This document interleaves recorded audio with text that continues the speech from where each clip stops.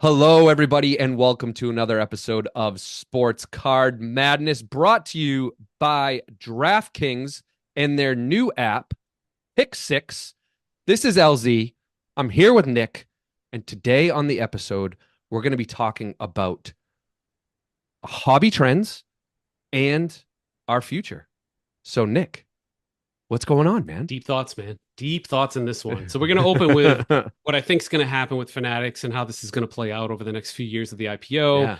Yeah. We got a funny story about LZ's Ah. wife, my Mm-hmm. sister-in-law, and some Pokemon drama at Mm-hmm. school. We'll talk about, some player trends and things like that. And then, yeah, we'll close it out with some of the bigger and bolder plans that we might have for Sports Card Madness. Sounds like Love it. fun. Love it. Love So, it. Good tease. That was a good tease, yeah, man. I try. I like people to Yeah. know what they're getting into when they Yeah, watch this. All right. yeah. And I do have a random question for you at the end. Oh, that's right. That's right. All You right. always All right. really stress me out. All right. First one, the Fanatics behavior. So I had Mm, an epiphany the other day, and I've worked with companies. I've helped prep them for IPOs. I've seen companies go through IPOs. I've invested in pre-IPO, post-IPO. So I kind of sense a certain behavior when companies approach a potential IPO. And I think about Fanatics here and their timeline and how aggressive they were in buying tops. Very, very aggressive. And I think their timeline's probably 2028, 2029, something like that. mm. And typically in the run up to an IPO, the company, above all else, everything else be damned, you need to prove growth. Growth, Yes. growth, growth. Hmm. And I know HubSpot's a great example of this. They, in the year before their IPO, you should have seen how many job openings they had. Just hire, hire, hire. And there's a great book. I'll link it in the notes below, but it shows kind of like behind the scenes what actually happened, like all It the was a great shenanigans. book. I've read it Um, too. Yeah, you yeah, recommended that to me. something Yeah. unicorn. It's the guy who Yeah, it's a wrote unicorn. Silicon Hmm. Valley. Hmm. Anyway, so what they did was they just cranked. People were just standing around getting coffee, these full-time jobs, and they're just trying to, on paper, look like they're growing, and technically they Yeah. were. I think Fanatics is doing this with Tops, and I think that's why you're seeing Tops now print like 650,000 cards. That's why you're seeing them really go, aggressively. Like, all right, we just released Tops Chrome for Wemby. Now we're also going to dump 3,000 boxes of Mercury on the hobby. And it's all, I think, for revenue's sake. I don't think profit matters as much right now, although I think it's quite good. Mm. I think the margins are good. And I think it's all in preparation for this inevitable event in a few years. The one thing that concerns me, I want your thoughts on, Yeah. Larry, is what do you think will happen if they go public and then they say, Tops, you've served us well, we're going to divest you, Yeah. much like many other companies Hmm. have before, Taco Bell and like it's happened. So what will happen to sports cards then? It's a deep question. It is a deep question. With regards to them divesting, I do wonder if they're doing all of this. I mean, you posted something a couple days ago around Ruben's thoughts that he had, and I think he like put out a video. It was probably like 10 years ago because Yeah, from he looked like a 2018. different person. He Yeah, looked like a totally different person. no personal Um, trainer in that picture. yeah, no, kudos to Ruben because he looks damn good than he did 10 years ago. So I do wonder if this is all a play to kind of build this ecosystem, build the infrastructure, kind of create this brand, create this following, create these. I actually wonder if there's going to be franchises of these stores, of these Fanatic stores. He's going to have this ecosystem of when you're on a Fanatics website buying a jersey, you're also going to be offered a card, kind of that whole thing. Then even if he goes and divests tops, he's still going to own that market because he's going to own that bigger ecosystem. Right. So he's still. I think it'll work out pretty well. I don't know. We'll see. But It's more yeah, like what's going to happen to actual sports cards down the line. Will they mm, continue to print? Will people continue to care? Will there be as much marketing behind it? We interviewed him at the yeah. National. He said he's going to, quote, do this for the rest of his life. That Mm, doesn't sound like somebody who's going to divest tops, but I'm just going on how companies behave. sure. That's all. And in past, so we'll see. Yeah. Yeah. Your point around growth. I mean, nothing's stopping tops now. Like I don't see it. Like every time they come out with one, it's just gangbusters Yeah, every I mean they're single damn one. fooling people too. I don't love that. I did a video on that where Yeah. people think, do I buy five, one, five, or 20? They think Oh, they're going to get 20. go into this a All little right. bit. Yeah. Yeah, so this concerns me, right? So I Hmm. was part of the Otani thing, and I bought 20 cards. I'm gonna donate them. Well, donate. I'm gonna give them away to Hmm. followers and stuff like that. Just have fun with them. I'll probably keep one because Otani's awesome. And then my thoughts were, oh, I'm buying 20 foil packs.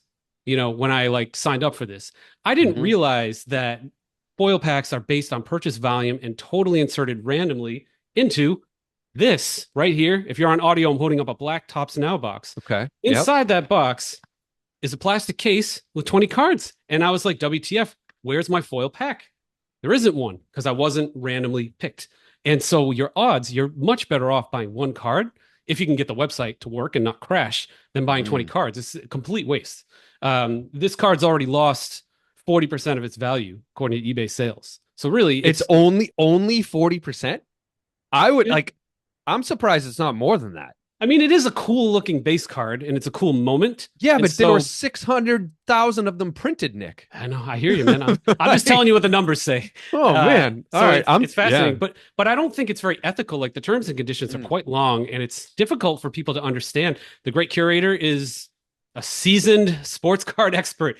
He got fooled the same way I did, and I'm like, how many of the 650,000 got fooled? 80%, Yeah. 90%? Let me know in the Oh, comments if you got fooled. 99%, I'm sure. Yeah, so it's very vague and it's just I don't love it. I wish they'd come out and be more explanatory about the process. It's All just right, this so frenzy.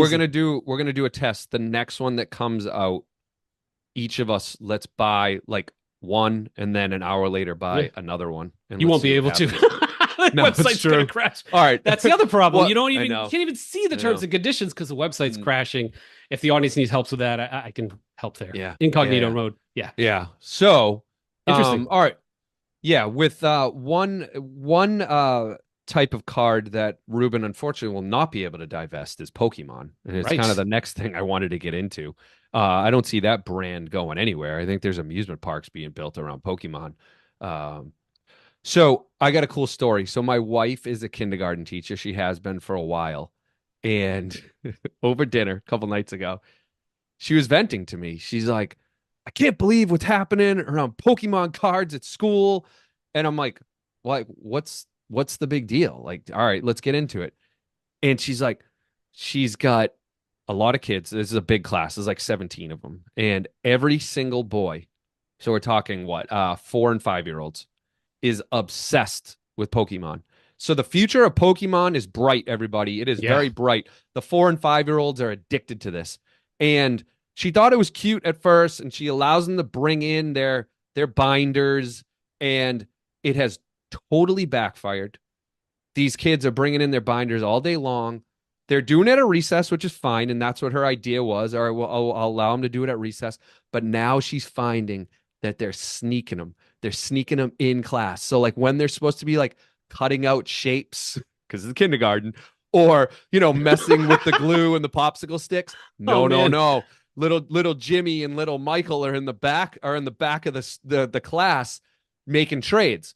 And that's cool and everything until an hour later, little Jimmy comes to my wife, who's the teacher, and is crying, bawling his eyes out because he's having remorse that he traded away a Charizard for a whatever. I don't know, name the Pokemon. So it's gotten so bad. So one story in particular, she had to kind of punish a kid because he wasn't listening. And when you get punished at recess, you kind of have to sit with the teacher while all the kids are playing, right? We've all been there before when you kind of got in trouble back in the day in school. So he's punished sitting next to my wife, and he pulls out Pokemon cards right in front of her. And she's like, where did you get these? And, Holy crap, man. and he had a whole excuse. So it's gotten so bad that my wife had to send an email to all the parents and say, we are done with Pokemon's Pokemon banned. cards. And she was worried because whenever you send something to the parents, there's different opinions. Like some parents probably like the fact that these kids get to do this in school. It was an emphatic thank you replies to her. All right. Thank you so much for doing this. This thing is completely out of hand. I'm so happy that I don't have to deal with this in the car on the way to school the next day. So again, everybody, Pokemon is here to stay. Five and Not, four, not, 4 and 6 year olds. not just here to Yeah. stay, but Oh boy. the market dynamics here. Nobody's doing this with Wemby cards at all. And you No. think about the future. We've talked to younger kids on here. They're like, I don't know, a couple people in my high school. Sports cards at best is 1/10 Pokemon volume. You can see it in search. You can see it in sales. Yeah. Pokemon, Top's never going to own them. They're owned 1/3 by Nintendo, 1/3 by Creatures Inc., and then there's another company, private equity company for the other third. So yeah, I agree. The future is bright for Pokemon. I need to get into it more, I guess. Yeah, I think we both do need to get into it a little more. And at some point, we're going to try to convince Amy to come on and tell that story because she can do a lot better. And she's got a better Boston accent than either of us. So the funny thing about Pokemon, like those cards, they're fictional characters, right? Like their personalities, they're almost fixed. Like the shows, sure. Like Charizard's not going to have a drinking problem because the show's never going to allow it, right? Like he's never going to break his leg unless they deem it necessary for the episode. And it's funny, I started to think about like modern day players and their personalities. And personality is a really significant way to impact your card prices. You look at some all-time greats, right? Like I'm going to go with Tim Duncan. What is he, top 20 ever? Yeah. Probably. Yeah. He might be top 15? 12. Yes. He's up there. Right. Yeah. I mean, I'm not going to and you know what? People who are listening, like they're probably even questioning the fact that you just said 15 and I said maybe it's top 10. Go look at his stats, everybody. That is sick. He doesn't get credit. Fundamental. Yeah. But dude, so boring. He never had boring. Never had a drinking issue. He never even had his voice was boring. Like just like monotone. Just bank shot. Everybody. Bank shot. Post, spin, bank shot. Yeah. It's like, all right, I get the idea. So it's funny if he had like smashed beers on his head and had like outlandish, personality, I think his cards would be worth more. Like I bet Shaq cards. Totally. Shaq, you may think he's better than Tim Duncan or not. They're probably on about the same level, right? Shaq's cards are probably worth a lot more because Shaq is a bigger than life personality. And he's maintained that through TNT and everything. And Tim Duncan hasn't. And I feel like it's kind of the same thing. Like Jason Tatum, man, near and dear to our hearts. Dude's a baller. He was a baller as a rookie. I don't like Nick. Like, do you remember a couple months ago, like the craze around Anthony Edwards? Jason Tatum is such a better player than Anthony Edwards. What are we doing, people? Why are you obsessing over Anthony Edwards? Why isn't everybody chasing Jason Tatum? Because you can't flip Jason Tatum because he's boring and nice. And I always joke with you. He's a good guy. He's too good. He's never taken a career charge ever. If somebody in the audience can find a career charge, send it to me. I don't think you can. And I always said he was soft until last year he finally won. But yeah, there's a lot of these scenarios. There's even Jokic, right? Like I don't even think he likes basketball. He's like, I happen to be good at this thing. Yeah, he likes horses. Yeah, like I'm really good at putting this thing in a hoop. Yeah.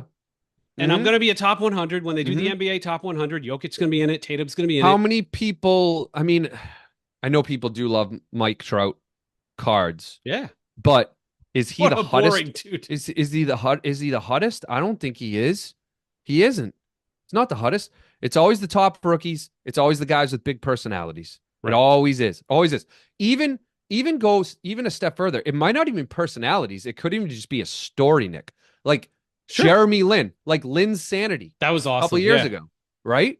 Like, I wonder what cards did back then. It was a totally different time, It was years and years ago. But you're right. It's about the story, but it's also about like Paul Banchero. So boring, dude. He just gets better. Like that's not fun. I want somebody I can gamble on. I want to gamble on somebody. Or like the all-time greats, the ones that have personalities or were transcendent. Change it. Like I bet Barkley had a great personality, man. Could you imagine him with social media? Like he was teasing Michael, and he would like sing his song. You know which one I'm going to talk about actually right now? You just said all-time greats and it made me think of it, Nick. There truly is an argument to be made that Kareem Abdul-Jabbar is the greatest basketball player ever. He's my GOAT personally. So I'm glad you said that. He is actually my number one. Just pausing the episode here quick to tell you about DraftKings' new app, Pick 6. If you think your team is going to score more than 100 points, or your favorite point guard is going to score more than 4 3-pointers, this is how it works. You actually pick 2 to 6 players of the same sport, and you choose if they will have more or less of a stat. Points, assists, rebounds, whatever. You lock them in, you compete against other opponents for a shot at big cash prizes. If you download the new DraftKings Pick 6 app now, you can actually use code MADNESS6. That will allow you to play $5 and actually get $50 in credits guaranteed. Now back to the show. But he never gets brought up. It's Kobe, LeBron, and MJ. Yeah. Why? Because all three of them have huge personalities. All three of those guys, huge personalities. Did Kareem have a big personality? I mean, he was in the Airplane movie. He was in the Bruce Lee movie, but he wasn't like setting the world on fire. He was kind of a recluse. Like he didn't like people very much for a while. And he's very like spiritual and did a lot of great things for, social causes.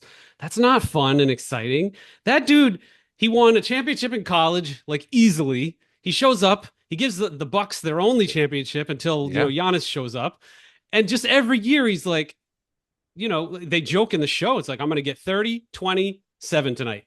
That's like it. Every night for the next 30 years. Yeah. It's like crazy. Yep. And the dude made, I don't know how many rings he's got, 5 or 6 or 4. I don't know, something. It's not as many as MJ, but he's my actual personal GOAT because he's like, in terms of MVP that changes a team forever, or like somebody you draft first, it's him for me. But I mean, obviously MJ, you can make the argument. I get it. So talking about chasing excitement, let's move on to the next topic. We have a good friend who was very, very into cards. Very into cards a year ago. Big into breaks, doing breaks every single night. Almost overwhelmed with the amount of cards that they were buying on eBay, that they were buying at shows. He doesn't even know how much he spent. Yeah. He doesn't even know how much he spent. And you fast forward a year later, and he's pretty much out of cards completely. Yeah. Completely. We talked to him this summer, and we said, "Hey, man, what have you been doing?" He's like, I haven't been into cards that much. Been into sneakers, and How many more people are out there like that, Nick? How many more people were chasing the Heat a couple years ago and are just like completely out of it now? And let me follow up to that for you. Is there an opportunity to be had with those people? Yeah, it's this modern card market is, I hate to, there's 2 things that are going to happen. One of 2 things could happen. One is this starts to die a slow death. Like you've seen Breaking peak and it starts to fade. It's not as fun. The cards aren't worth as much. It's overprinted. It's a weird period of time. And you see people that kind of came in 4 years ago. They're like, I'm done. Got the stuff I need. I'm good. I'm actually close to that with my vintage cards. There isn't much more I want to dabble in. Just a few things. Some other sets and stuff. But they don't care about national treasures and kabooms and this. And it'd be interesting to see real numbers. Like, I would love to see an actual industry report on sales. I'm quite sure they're still up, but I feel like we are like at this sort of plateau right now. Then there's 2 ways this is going to go. It could just have that decline, or we go full on Biff Tanner, Back to the Future 2 timeline, Vice City. Yeah. We are gamble, more stuff, more breaking. We're going to do Keno while we break. We're going to have R-rated breaks, all kinds of crazy stuff. And people just, they gamble on sports. They gamble on this. We're all getting our dopamine and things just go crazy. Yeah, then it could go, completely. I actually don't know what's going to happen. I think either scenario could happen. And it's wild. And you think about, you said opportunity. Yeah. In either scenario, this is what you do in consulting. You think, okay, I can't pick which one's going to happen, but I can plan for both. Yeah. What's going to be worth something in both scenarios? Rare assets, right? Yep. What's rare? Things that aren't printed anymore. That could be a baseball, it could be a glove, could be vintage card, right? So you have to think that way. Yeah, it's interesting. I would say, the one last thing is, many of our listeners are probably on Instagram. They're on Facebook, right? And our socials are flooded with this. right? So Love it. we think because our socials are sending us this content that like this is huge and it's going on everywhere and it's all day long. And I would just say like go to some of your friends who are like out of the blue into this thing like a couple years ago Or and like a ask them like, neighbor. are Yeah, they still into it? Are they they're still not. doing it? They're not. That's So, actual real market research and not just stupid ass mhm, pump and dumping, buying followers, just yeah. crap misinformation. Mm, That's actual like forensic understanding of a market. And I think people are afraid to go there. I did another post where I said 99% of people with sports cards don't even know PSA exists. yeah, And you did. Yeah, I people remember challenge that. me on that. I stick to that. They know the eBay exists, but your Hmm. neighbor Tim, who's got cards in his attic, doesn't know. They may Hmm. know about card grading. They don't know about PSA, and so that's why PSA with GameStop's expanding the pie. And it'll be just interesting to see how this plays out. I don't know if more people become aware. It's Nick, I wild. got one other quick story. It's going to go back to Pokemon for a minute, but it's more around the people who don't know around PSA. Uh, your wife Julie just had a birthday. Happy birthday, Julie! And we're sitting at your table a couple nights ago, and we're talking to our sister-in-law, and we asked her, "Did you do Pokemon when you were younger? Did you play Pokemon?" She said, "Yeah." I said, "Did you happen to have any Charizard cards?" She's like, "Yeah, I think I did." Like first So we asked edition, her. So we asked her mother, who was sitting across the table, "Hey, Karen, did you do you know where those cards are?" And she's like, "I think I threw them out." gone. Right. So how many people, to Nick's point, who don't know around PSA, like just have these things sitting in their attic, they're cleaning their attic, they're throwing them out. And Gone. I said to Karen, I said, Karen, you might have thrown out $1 million card. Yeah, it's possible, And depending on that the grade. totally that changed her complete attitude at the dinner table too. She like started asking follow-up questions and it's like, This is happening yeah, everywhere, and that yeah, it that's is. that keeps me. I don't even want to go Yeah. there. I have Yeah. nightmares about this. Like the one card I Hmm. need for this set is like just in trash. You know Yeah. what I mean? Or like the red PMG or green PMG Jordan is just in a landfill somewhere. Sure. Ugh, it gives me that's like Yeah. a horror movie. Hmm. Horror movie. Hmm. Yeah, but so how do we make so to your point around the Biff Tanner thing, Nick, right? How are we going to make breaking more entertaining? Like Right. it's an honest question. Like we're watching breaks. I think there is such an opportunity to make breaking so much more entertaining. Like appointment viewing, Yeah. not 4 hours of breaking. Appointment Oh, viewing. Like Jimmy Fallon awful. show, like 1 hour. I'm tuning in You're every done. night at 11 o'clock. Right. And like no, unless you're a degenerate gambler or you really have a lot of money in that break, you're not watching that whole stream.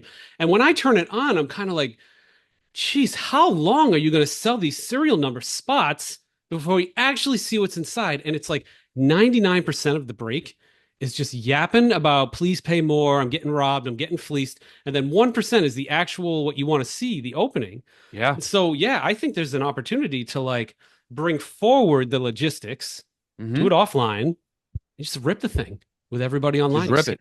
You know? That's not very Yeah. terribly difficult to pull off. And what about ripping different stuff? Like like nobody rips vintage. There's like two vintage people on whatnot. Yeah. Like, Hmm. let's go buy an 86 Fleer pack that, hasn't been cat scanned and Yeah. sell spot number three because what's cool about 86 Fleer? You think You know. by the front, Mm. but you don't because there's Mm. always I had a sequence flip on me. I was two cards from a Jordan. It Yeah. effing flipped on me. And that's fun, man. Like I Hmm. could see myself breaking a pack and what do you give each spot for $50, $100? That's entertainment. Oh yeah. And it's like 10 minutes. Yep. Yeah, I like the pre-work. I think a lot can be done ahead of time. Yeah. I do. Especially if it's appointment viewing. You could just change the way this is happening, right? If if you know you're watching this thing at 9 p.m. every night, you can have logistics ahead of time. Yeah. Have it done Plan by for this 10. stuff. And Yeah. don't have people that look like me and LZ. Like, who wants to look at us? I'm surprised you guys even watch us. Um, It's you want to have like a good point. attractive women and men Yeah. breaking, right? Yeah. I mean, Charismatic people, yeah, right? fun.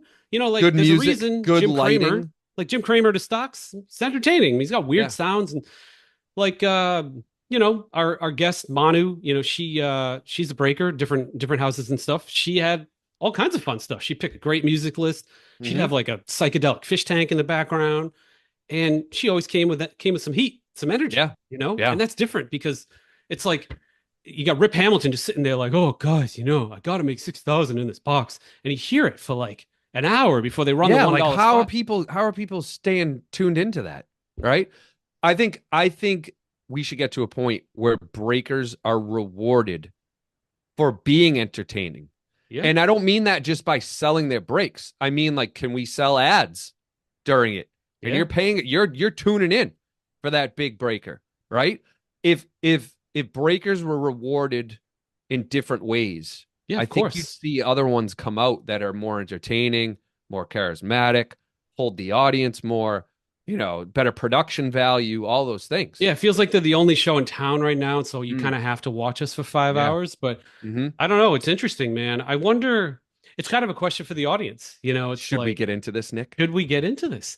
Well, how many breakers have I Should we? trashed? I mean, if we did Yeah. this, it wouldn't Hell be would me and freeze over, Nick. Hell would yeah. freeze over. Yeah, But it would be there would be some attractive women involved and maybe some attractive men. It would be fun as hell, and I'd do yeah, some crazy stuff. Some yeah. crazy stuff. Hmm. I don't know, break out of a Ferrari and like, like do something crazy. Break out of a I Ferrari. don't know, man. Get a nice Yeah, car out and have some fun yeah. with it, or like break different things besides I sports just cards. I just think there's a lot to be learned by like variety show. I keep bringing up the Jimmy Fallon, but there's a lot to be learned by like that type of show, like a live show that's popular every night. Like a lot of the cable news stations have those live shows that run like every night at like 9 a.m., 9 p.m., 10 p.m. The Jimmy Fallon show, the other variety shows. Like there's something to be learned by those shows. Yeah, 100%. I There agree. absolutely is. I agree. Yeah. Could be an Hmm. interesting deviation for us somewhere. Yeah. This is a long ways away, but sports card madness breaks or something. I don't know. It could be fun. I would do vintage stuff. I'd like buy an 86 Fleer box and like Yeah. each of you get a pack or something. That'd be pretty dope. But our personalities are like later on this week, you and I are going to meet one night and we're just going to brainstorm it all out on a spreadsheet like 4 years from Yeah. now. Like what we're going to work backwards. We're going to say if we Well, want to do this in 4 years, how are we going to get there we'll have starting something good tomorrow? for everyone. Don't worry. Yeah. We'll keep the pod going for now. Oh, Tuesdays and yeah. Fridays, No, no, yeah, but we're not getting rid who of knows? this. We're Maybe not next getting rid of summer we this. start to rope things in. We'll see. Yeah. Yeah. All right. Pop quiz time. Hmm. Speaking of big brands, we talked about Nintendo and Fanatics and Tops.